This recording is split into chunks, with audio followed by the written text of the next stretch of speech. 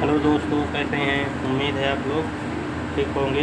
इसके पिछले वीडियो में हम लोग प्रश्नावली 1 का डी का प्रश्न नंबर 8 तक पढ़ चुके हैं। ठीक है, अब हमें चलना है प्रश्न नंबर 9 की ओर। प्रश्न नंबर 9 क्या कह रहा है? यदि 65 और 117 के HCF 65 m - 117 के रूप में व्यक्त किया जा सके तो m का मान, हमें m का मान ज्ञात करना है। ठीक,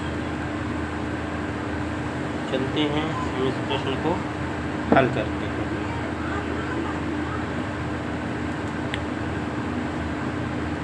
सबसे पहले हम 65 और 117 का HCF निकाल लेते हैं। ठीक है, इसका हम 65 का और 117 का HCF, 65 का गुणनखंड करेंगे 1 × 5 × 13 और इसका 1 × 3 × 3 × 13। तो जब HCF निकालेंगे, HCF का मतलब होता है जो दोनों में हो, तो दोनों में 1 है, दोनों में फिर 13 है।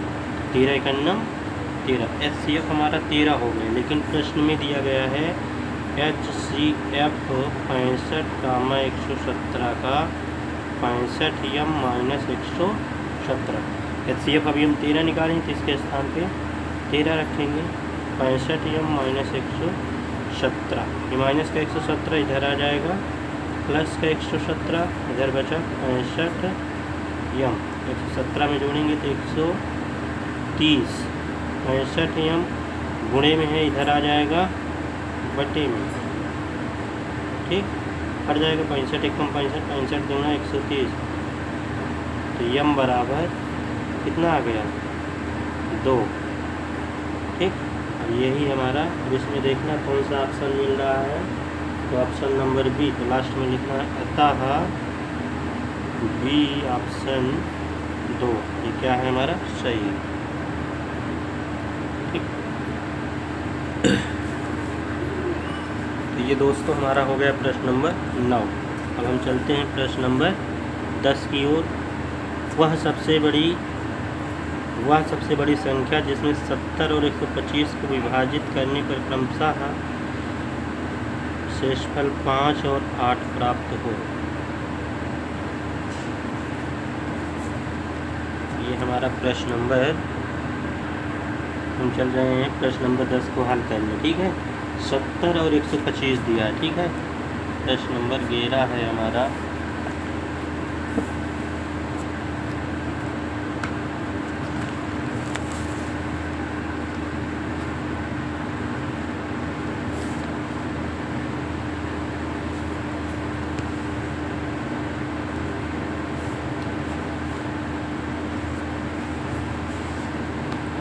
प्रश्न नंबर 11,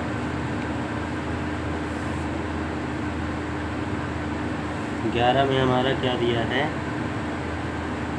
प्रश्न नंबर 10 है 11 में। प्रश्न नंबर 10 उस पर है 70 और 125, तो कितना? 5 और 8 से, तो इसमें से 5 घटा देना है और इसमें से 8 घटा देना है।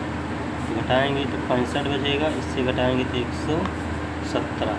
अब इन्हीं दोनों का HCF निकाल लेना है। ठीक है, क्योंकि बड़ी से बड़ी बोला है ना, जहाँ भी बड़ी से बड़ी बोला जाएगा वहाँ पर HCF निकालना है। ठीक, अब हम इसे 65 और 117 का हमें निकालना है HCF। ठीक, चाहे भाग विधि से निकाल लो और चाहे जो है गुणनखंड विधि से। तो इस बार हम निकाल देते हैं इसको गुणनखंड विधि, भाग विधि से। 65 का भाग देंगे 117 में, 65 एकम 65 कट जाएगा, 17 में 7 में 5 गया 2, 11 में से 6 गया 5। अब 52 का भाग किस में देंगे? 65 में। 52 एकम 52, 3, 13 का भाग 52 में, 3 चौको 52 कट गया। तो HCF कितना आ गया? 13 से कट रहा है, तो HCF हमारा 13 हो गया। ठीक है, तब इसमें ऑप्शन देखना है, तो ऑप्शन कौन सही है? ए नंबर, ए ऑप्शन में 13 दिया गया है। ठीक है, अब हम चल रहे हैं प्रश्न नंबर 11 की। प्रश्न नंबर 11,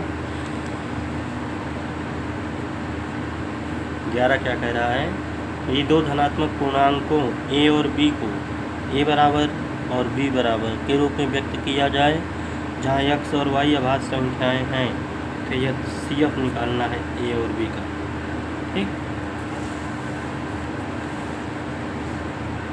ठीक है। प्रश्न नंबर 11 चलते हैं, जो कहा है वो ज्ञात करते हैं।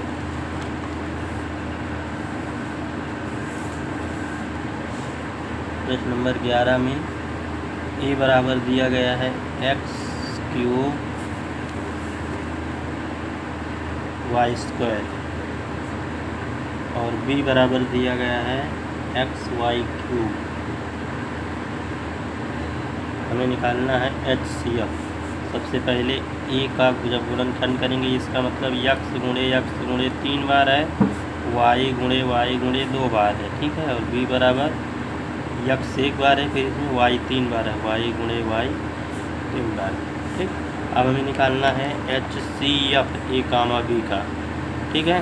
HCF का मतलब जो दोनों मिले, दोनों में x, फिर ये दोनों x नहीं मिल रहे हैं तो इन्हें नहीं लिखना है।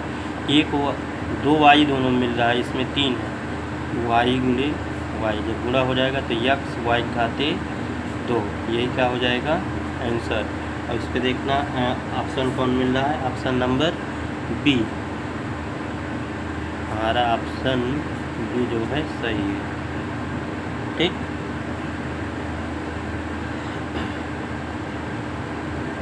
तो 11 में 2 सवाल थे। 11 का ये फर्स्ट था, सेकंड पार्ट अगला है, सेकंड है यदि 20 और 25 का एलसीएम 100 है तो HCF ज्ञात कीजिए। 20 कामा 25 का एलसीएम जो है, एलसीएम इसका दिया गया है 100, HCF ज्ञात करना है, ठीक। अब कभी हम जो है सूत्र पढ़ चुके हैं, फर्स्ट गुणे सेकंड, फर्स्ट संख्या गुणे सेकंड संख्या बराबर एलसीएम गुणते HCF। फर्स्ट मतलब फर्स्ट में 20 है, सेकंड पे 25 है, एलसीएम हमारा 100 है और HCF हमें ज्ञात करना है, ठीक। अब ये गुणे 100 है, इधर आ जाएगा बटे 100 बराबर HCF, कट जाएगा 25 एकम 25, 25 चौको 100, 4 एकम 4, 4 पंचे 20, कट गया, क्या बचा 5 बराबर HCF। लास्ट में लिख देना HCF बराबर 5, यही क्या हो जाएगा आंसर।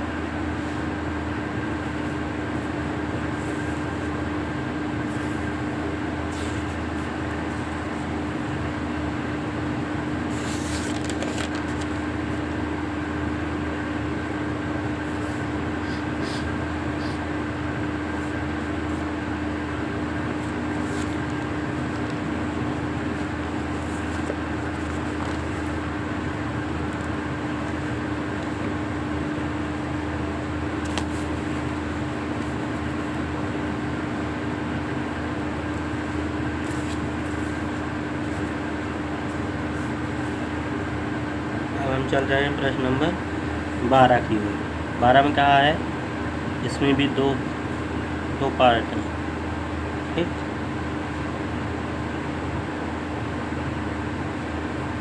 यदि दो धनात्मक पूर्णांकों P और Q को P बराबर AB स्क्वायर, Q बराबर A क्यूब B के रूप में व्यक्त किया जाता है जहाँ A और B अभाज्य संख्याएं हैं, तो LCM ज्ञात करना है P और Q का, ठीक।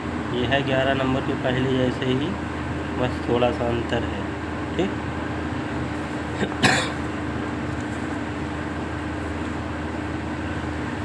प्रश्न नंबर है हमारा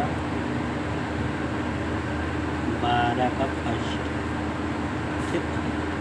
12 का फर्स्ट में हमें क्या दिया गया है, P बराबर AB स्क्वायर और Q बराबर दिया गया है A क्यूब B। हमें LCM निकालना है, ठीक है। सबसे पहले इन्हें गुणनखंड के रूप में लिख लेते हैं। A गुणे B के घाते 2 है, इसका मतलब B गुणे B लिख सकते हैं।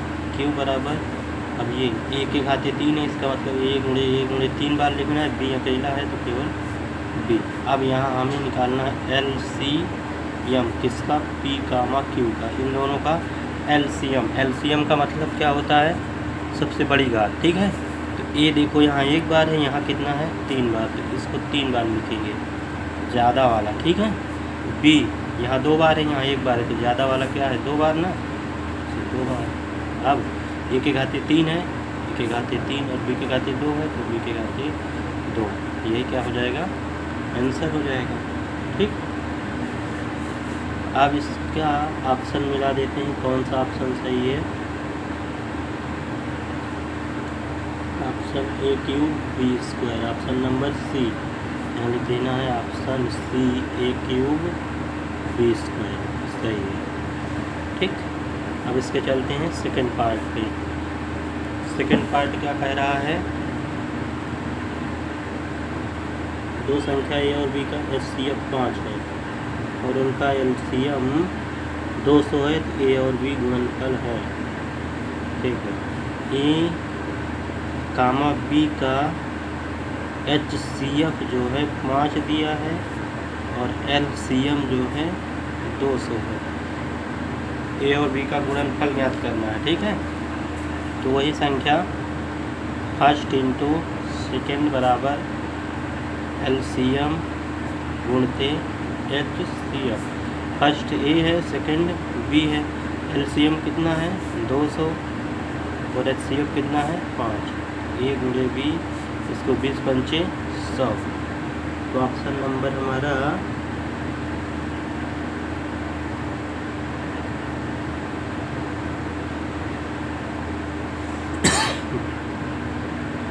अच्छा ये 200 पंचे 1000 होगा, ठीक है। तो इसका ऑप्शन कौन सा सही है, ऑप्शन नंबर बी 1000, ये क्या हो जाएगा सही, ठीक।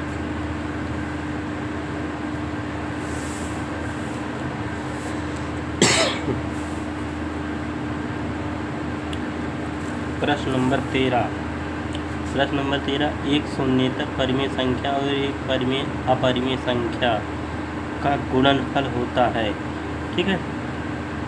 एक शून्येतर, शून्य से इतर मतलब शून्य को छोड़कर परिमेय संख्या और एक अपरिमेय संख्या का गुणनफल, ठीक है। तो ये क्या होगा, किसी भी संख्या में, ठीक है, अपरिमेय संख्या में अगर परिमेय संख्या से गुणा होगा वो 0 भरना हो तो क्या होगी, हमेशा अपरिमेय संख्या। तो ए नंबर इसका सही होगा, सदैव अपरिमेय संख्या। तो 13 का हमारा क्या सही होगा, 13 नंबर का प्रश्न का ए ऑप्शन सही होगा, सदैव अपरिमेय संख्या। किसी भी अपरिमेय संख्या से अगर परिमेय संख्या का गुणा करेंगे तो वो अपरिमेय संख्या होगी, केवल 0 को छोड़ के, ठीक। चलते हैं 14 नंबर क्या कहा है, 1 से 10 तक की संख्याएं में सभी संख्याओं से विभाज्य न्यूनतम संख्या, न्यूनतम बोला गया है, इसका मतलब जो है हमें LCM निकालना है, ठीक है।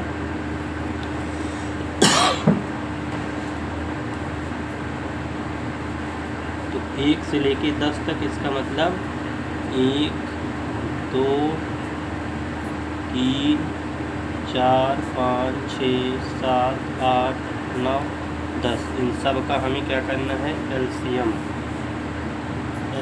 ज्ञात करना है, ठीक।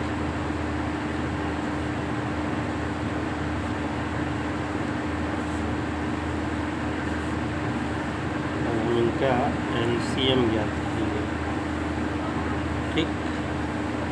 ये भाग विधि से LCM ज्ञात किया जाएगा, गुणनखंड विधि से हम आप लोगों को बता चुके हैं, ठीक। क्या करेंगे, सबसे पहले 2 से काटा जाता है, तो 2 से जो कटेंगे उन्हें काटते हैं, 1 तो कटेगा नहीं, वैसे उतार लेंगे, 2 एक कम, तो फिर ये नहीं कटेगा, उतार लेंगे, 2 कटेगा, 2 दूना 4, ये नहीं कटेगा, 2 3 6, फिर ये नहीं कटेगा, 2 चौक 8, फिर ये नहीं कटेगा, ये कट जाएगा।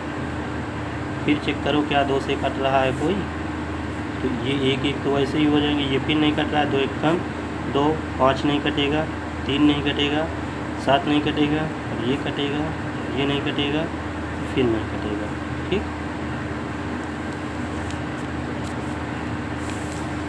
फिर अभी देखो 1 2 है, इसका मतलब 2 से अभी और कटेगा, 2 से कटेगा। ये 1 वैसे, 3 वैसे, 1 वैसे, 5 वैसे, 3 वैसे, 7 वैसे, 2 एक कम 2, ये भी नहीं कटेगा, ये भी नहीं कटेगा। अब 2 से कटने वाली कोई संख्या इनमें नहीं है, तो अब 3 से चेक करेंगे। 3 से चेक करते हैं, ठीक है, 3 से कटेगा। ये 1 1 वैसे हो जाएगा, 3 एक अन्नम 3, ये 1 5 नहीं कटेगा, फिर ये 3 से कटेगा, 7 नहीं कटेगा, ये 3 त्रिक्का 9, फिर 5 नहीं कटेगा।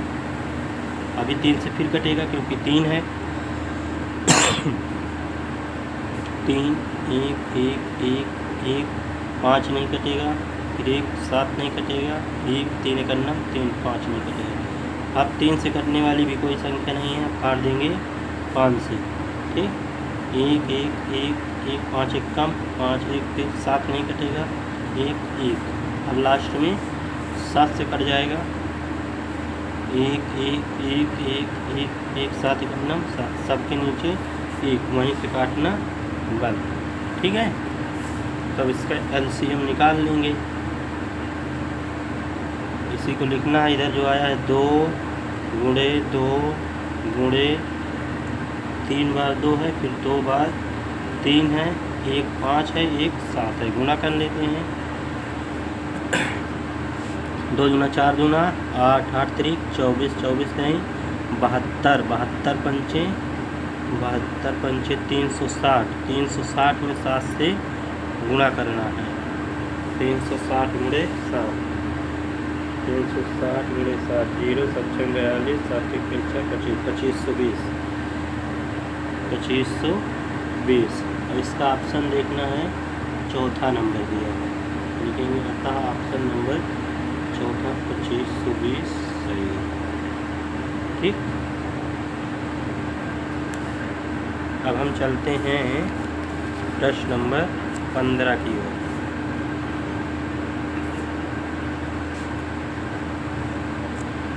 प्रश्न नंबर 15, सबसे छोटी संयुक्त संख्या और सबसे छोटी अभाज्य संख्या के एचसीएफ का अनुपात उनके एलसीएम से है।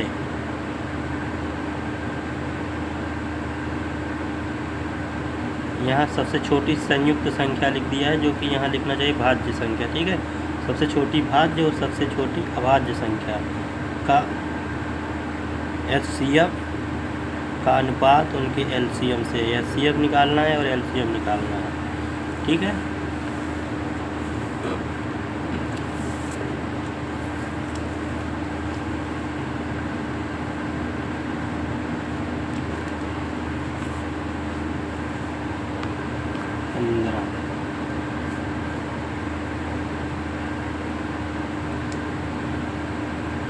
सबसे छोटी संयुक्त संख्या, सबसे छोटी संयुक्त संख्या या इसी को बोला जाता है भाज्य संख्या। ठीक, क्या होती है सबसे छोटी संयुक्त संख्या? 4। ठीक, और सबसे छोटी अभाज्य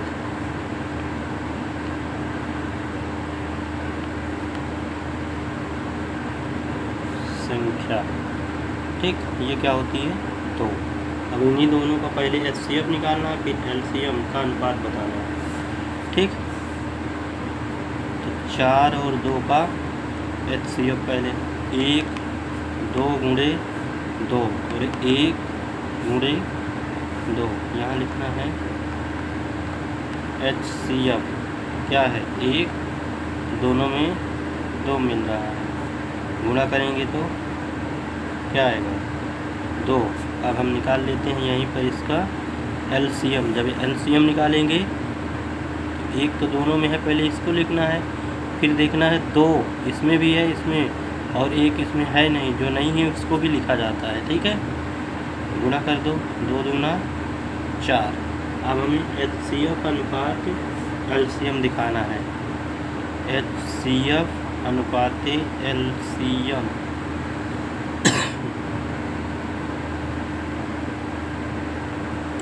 HCF हमारा कितना आया है 2 अनुपात ये कितना आया है 4, कट जाएगा 2 एकम 2, 2 दूना 4, तो 1 अनुपात 2। तो ऑप्शन नंबर ए सही है, 1 अनुपात 2। ठीक।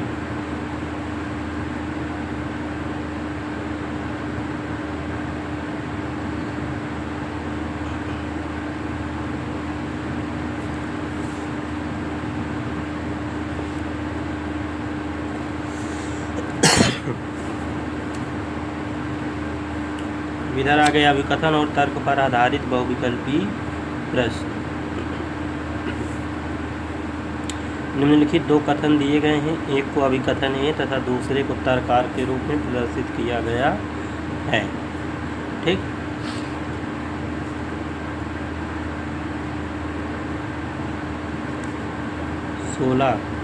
प्रश्न नंबर 16, अभिकथन ए HCF 336 और 54 6 हो तब LCM कितना होगा। तर्क दिया गया है LCF गुणे LCM बराबर दोनों दी गई संख्याओं का गुणनफल। ठीक। अब ये देखते हैं HCF अगर हम इन दोनों का निकालेंगे तो हमारा 6 आएगा। ठीक है। और इसका हम HCF निकालते हैं LCM जब निकालेंगे 3024 होगा। तो इसका मतलब अभिकथन हमारा सत्य है। ठीक है, अभिकथन हमारा सत्य है। तर्क देखते हैं HCF गुणे LCM बराबर दोनों दी गई संख्या गुणनफल। बिल्कुल ये सूत्र अभी बताए हैं, पहली संख्या गुणे दूसरी संख्या बराबर HCF गुणे LCM ये होता है। तो इसका अभिकथन भी सही है, तर्क आर भी सही है। इसका मतलब ऑप्शन नंबर इसमें पहला अभिकथन ए और तर्क आर दोनों सत्य है और तर्क आर अभिकथन ए का सही स्पष्टीकरण है। तो 16 नंबर में क्या करना है, 16 नंबर का ऑप्शन ए सही है और इसमें लिखा गया है अभिकथन ए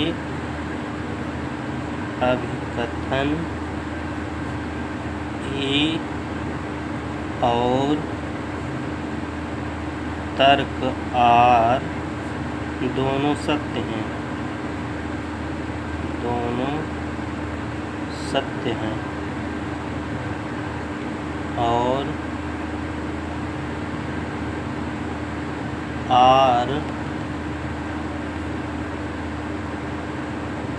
आर अभिकथन ए का सही स्पष्टीकरण है। बस 16 नंबर में हमें केवल चलते हैं प्रश्न नंबर 17। क्या कह रहा है, 7 + 5 रूट 2 एक अपरिमेय संख्या है। तो बिल्कुल देखिए इसमें रूट आया है, ये रूट हमारी अपरिमेय संख्या में कोई भी परिमेय संख्या जोड़ेंगे तो हमेशा अपरिमेय संख्या आएगी। इसका मतलब ये तो सही है। नीचे देखते हैं आर क्या कह रहा है, परिमेय तथा अपरिमेय संख्याओं का योग सदैव अपरिमेय। बिल्कुल अगर परिमेय संख्या में परिमेय अगर जोड़ेंगे सदैव अपरिमेय संख्या प्राप्त होगी। इसका मतलब इसमें भी अभिकथन भी सही है, तर्क भी सही है। इसका भी ऑप्शन नंबर ए। ठीक, यहाँ भी लिख देंगे 17 में भी ऑप्शन ए और जो पूरा लिखा गया था वही इसमें लिख देना है। ठीक, फिर 18 में यदि 2 संख्याओं का गुणनफल 5780 और उनका मासा 17 हो तब उनका लासा 340 है। मासा हमेशा लासापा का एक गुणनखंड है।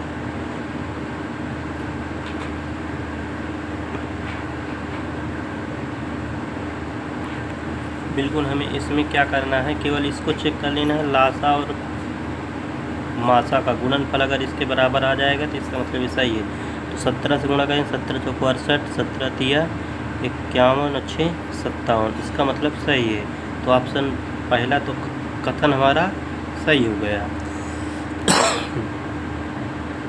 और मासा हमेशा लासा का एक गुणनखंड होता है, बिल्कुल मासा जो होता है वो लासा का एक गुणनखंड होता है, ये भी सही है। तो 18 नंबर में भी हमारा अभिकथन ए और 18 नंबर का भी हमारा अभिकथन ए और तरकार दोनों सत्य हैं और आर अभिकथन ए का सही स्पष्टीकरण है, यही पूरा लिख देना है। ठीक, ये हो गए प्रश्न नंबर 18 तक हमारे प्रश्न।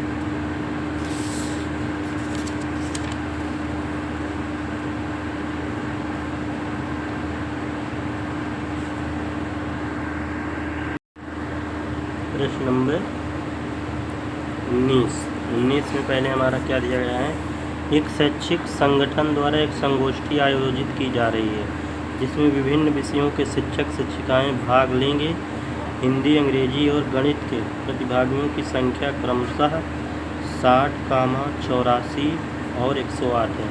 तो निम्नलिखित प्रश्नों को पढ़कर सही विकल्प का चयन कीजिए। अब प्रश्न नंबर इस पे हमारा 19 है। प्रत्येक कमरे में सामान्य संख्या में प्रतिभागियों को बैठाया जाता है और वे सभी एक ही विषय के हैं, इसलिए प्रत्येक कमरे में प्रतिभागियों की अधिकतम, ये अधिकतम बोल दिया, इसका मतलब यहाँ से हमें पता चल गया HCF इसका निकालना है। ठीक, पहले हमें इसका 19 नंबर हल करते हैं। ठीक, पहले हम इसका 19 नंबर हल करेंगे। 19 नंबर में देख लेते हैं, हिंदी में हमें दिया गया है, हिंदी में 60 और गणित में कितना दिया गया है 84। हिंदी अंग्रेजी है, ये जो है अंग्रेजी में 84, अंग्रेजी में 84 है और गणित में दिया गया है हमें 108। ठीक, ये दिया गया है। अब हमें पहले 19 नंबर में इसका HCF निकालना है। तो 60, 84 और 108 का गुणनखंड तोड़ेंगे तो 1 गुणे 2 गुणे 2 गुणे 3 गुणे 5, तो 2 दूना 4 3 12 पंचे 60। ठीक है, इसका 1 गुणे 2 गुणे 2 गुणे 3 गुणे 7, 2 दूना 4 3 12 7 84, 1 गुणे 2 गुणे 2 गुणे 3 गुणे 3 गुणे 3, तो 2 दूना 4 3 12 12 9 108। तो इसका HCF निकालना है। HCF जो तीनों में हो, तीनों में 1 है, तीनों में 2 है, फिर तीनों में 2 है, तीनों में 3 है, तो जो तीनों में मिलेगा वही आंसर होगा। ठीक है, अब इसका गुना कर लेते हैं। 2 दूना 4 3 12। ठीक, तो ऑप्शन नंबर हमारा क्या सही होगा, बी में दिया है 12, ये ऑप्शन हमारा सही हो जाएगा।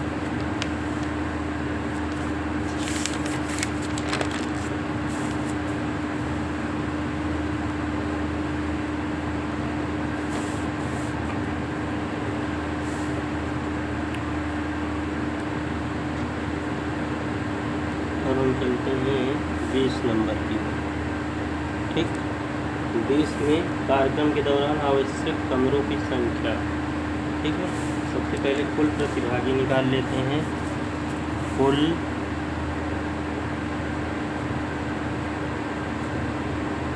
प्रतिभागी, ठीक है, कितने हैं, हिंदी में 60 हैं, अंग्रेजी में 84 हैं और गणित में 108। जोड़ लो, 8 4 12 की 2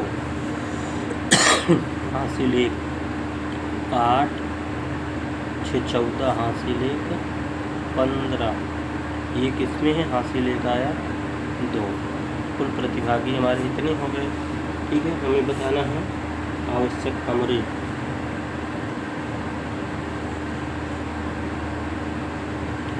आवश्यक कमरे, ठीक है। यहाँ लिखना है कुल प्रतिभागी बटे प्रतिभागियों की कमरे में, प्रत्येक कमरे में प्रतिभागियों की संख्या, प्रत्येक कमरे में प्रतिभागी की संख्या, ठीक। तो कुल प्रतिभागी हैं हमारे पास 252। प्रत्येक कमरे में कितने, अभी उसमें निकालने में 19 नंबर में कितना आया है, एक कमरे में 12। काट देते हैं, 12 दूना 24, 12 एकम 12, 21। तो इसका ऑप्शन हमारा इसमें भी बी ही ऑप्शन सही है, ठीक। ये हमारा 20 प्रश्न हो गया है। हम चलेंगे 21 में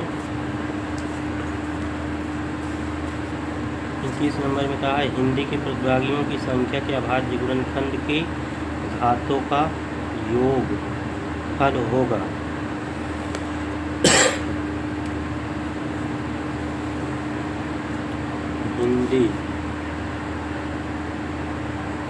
हिंदी में हमारे 60 थे, ठीक है। अब इन्हीं को हमें गुणनखंड के उसमें जब लिख रहे थे 2 गुणे 2 गुणे 3 गुणे 5, अब इसको घात के रूप में लिख लेना है। 2 कितनी बार है, 2 बार, 3 1 बार, 5 1 बार, और यहाँ घातों का योग, घातों का योग, यहाँ 2 घात है, यहाँ 1 है, यहाँ 1 है, कितना हो जा रहा है 4, ठीक। तो इसमें कौन सा ऑप्शन मिल रहा है हमारा, सी नंबर लिखेंगे, अर्थात सी नंबर सही है। अब 22 में हमारा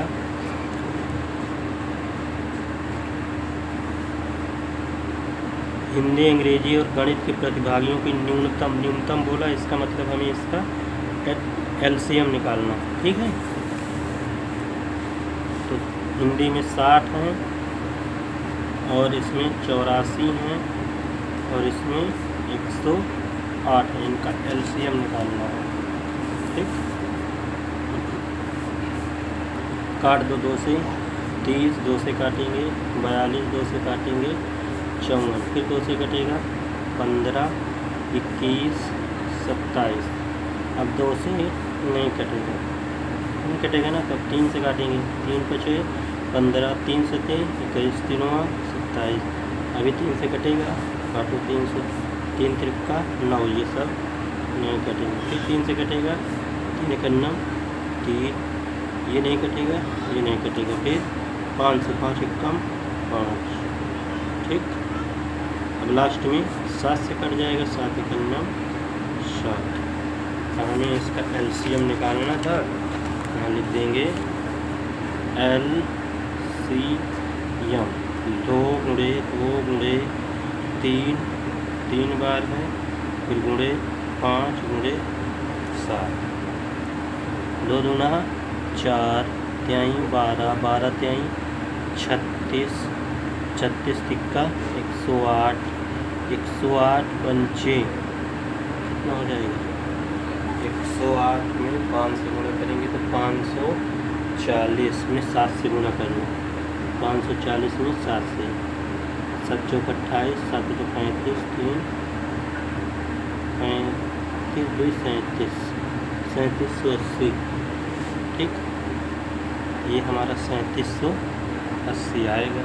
लास्ट में लिख देना है ऑप्शन नंबर ए, हमारा 3780। अब 23 नंबर प्रश्न नंबर 23 क्या कह रहा है, गणित के प्रतिभागियों को उनकी अभाज्य संख्या के गुणनफल के रूप में व्यक्त कीजिए, ठीक है। गणित वाले को लिख लेना है, गणित में कितने हैं कुल,